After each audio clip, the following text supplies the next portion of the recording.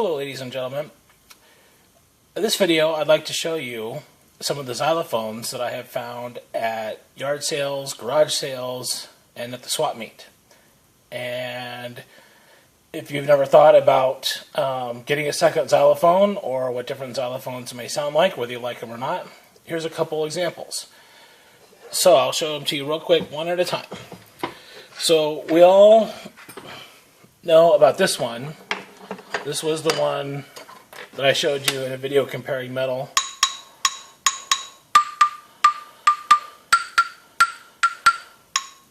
Right? Comparing our steel xylophone to wood. And so you know all about this one. Okay. Now, here is an interesting one.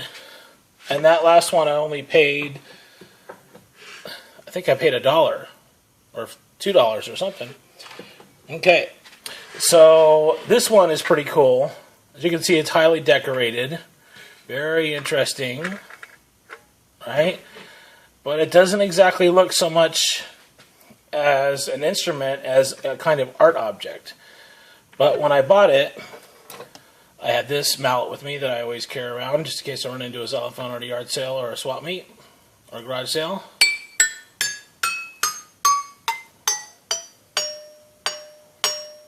And that one rings a little bit all the way on the end. So you can see it doesn't ring very good, but I got this for $1. So hey, can't complain, right? As you can see, these are paper thin pieces of metal, and they're nailed down, right? And so they don't have the rubber grommets or the felt that's underneath these keys to allow them to vibrate. As you can see, they don't move very much at all. They're kind of nailed. That one does. They're kind of nailed down, and that's the reason why they do not resonate very well.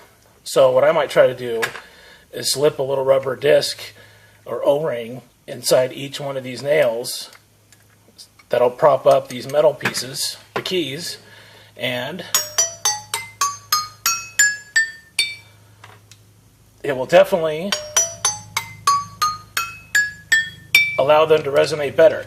This also, besides having the sides, this is what is called a resonator box. As you can see, it has wood that surrounds the keys, right? And the sound waves travel through the bottom of the keys, out the bottom, and sort of bounce back and forth. And that's why you get a pretty good tone.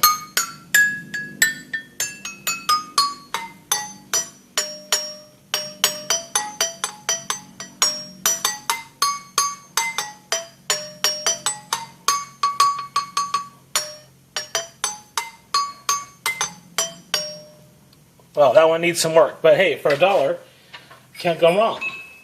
I also picked up something that is not a xylophone, but 2 orchestral chimes. Got that at the swap meet for $5. So just like the little chime that I have, right, that you all know and love, right? It's a different kind of chime. It's a little bit deeper in pitch. Probably because it's made out of, might be bronze or brass compared to the aluminum one that I have that you've all heard a million times. Now this next one, I don't want anybody to laugh. Okay, can't laugh. Okay, because it's cool. But here it is. Dun dun dun dun dun.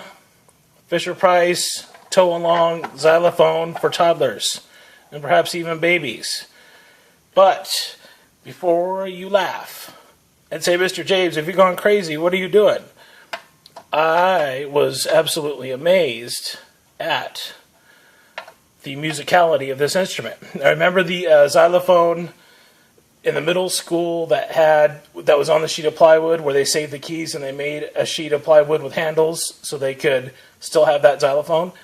That also was thin, wide keys as opposed to the little skinnier ones that are on our xylophone and other xylophones. So listen to this. This is pretty awesome.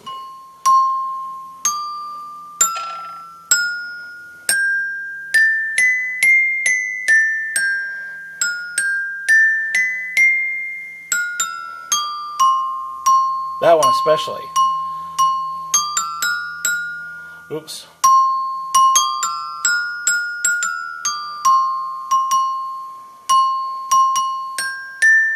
And again, this little cart that it rolls on doubles as a resonant chamber, believe it or not. There's a little fine line you can see between the keys. Now, the only problem with this is that it's so old that this felt strip, there's two felt strips, one up here and one down here. It's been smashed through many, many, many years, perhaps even decades of love and affection and playing. And my almost 3-year-old niece has been working on this for the last month or two, and, well, it's about time for a rebuild. So, in a video this summer, I'm going to take these keys, put them on a wooden resonator box, and then we'll see how beautiful they are when that happens. But again, shorter but flatter keys have a beautiful lower pitch. And whether you like that or not, that's up to you, of course.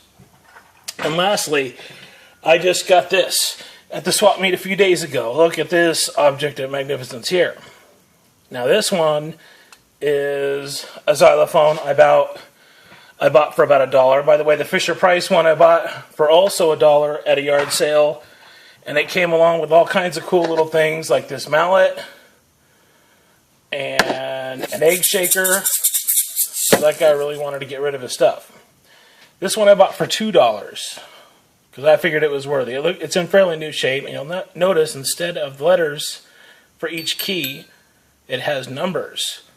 So that's kind of interesting, and we'll take a look at that in a minute. But let's listen to it. Now, remember our xylophone has 8 keys, right, from C to C. Now, these colors are a little different on this xylophone, but as you can see, we have here 1, 2, 3, 4, 5, 6, 7, and then the 8th one is just like our little C down here, right?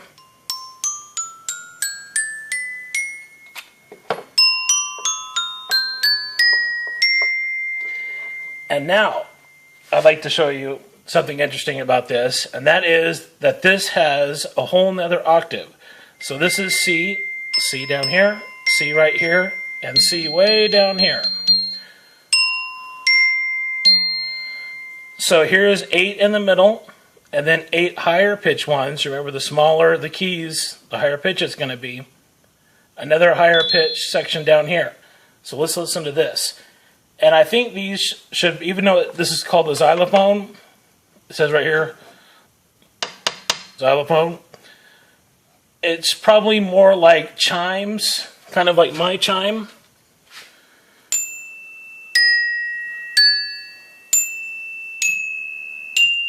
It's kind of like a chime xylophone, half and half. It has a very long, sustained, high pitch and rate. So here we go.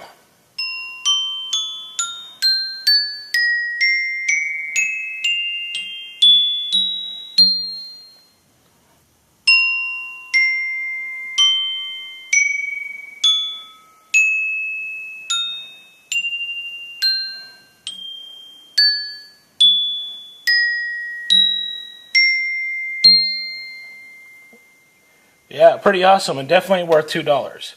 I will say, however, that as you can see, the way the keys are on here, they're suspended, which allows, right, good resonation because it's suspended and it's not touching the wood. You can see the wood's all, down below the keys, right? However, this string that holds up all of these tubular keys, tubular chimes, is one complete string from one side to the other. See? So, if anything happened to that string and it came loose or definitely maybe got broken, you would lose all of the keys held on by that string, and I'm thinking it'd be pretty hard to fix it, but it would be a test of patience and how good you are with your fingers. So hopefully that doesn't happen. And when I was driving home, I could see that these keys were sort of bouncing up and down a little bit. And so you definitely don't want to put any weight on there if you're going to a friend's house and you put a bunch of stuff on top of it. It's going to stress out that string. So you want to keep this on top of everything. Okay, so thank you very much, and keep on checking out those yard sales and garage sales, because you can pick up some good xylophones and other instruments, guitars, keyboards, for pretty cheap, and it'll help you as far as music goes, and when friends come over, and expressing personal creativity.